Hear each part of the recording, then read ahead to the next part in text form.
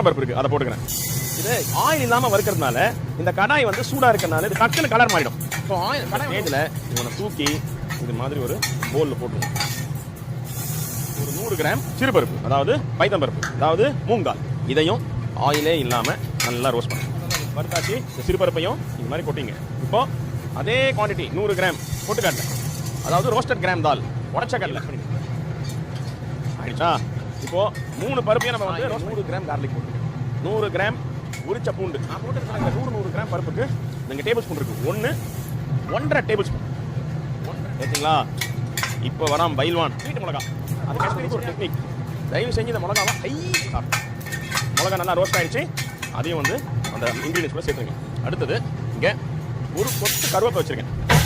இந்த கருவேப்பிலை அப்படியே போட்டுட்டு ஆயிலில் வறுக்கல ட்ரையாக ரோஸ்ட் பண்ணனால இந்த கலரில் வந்திருக்கு.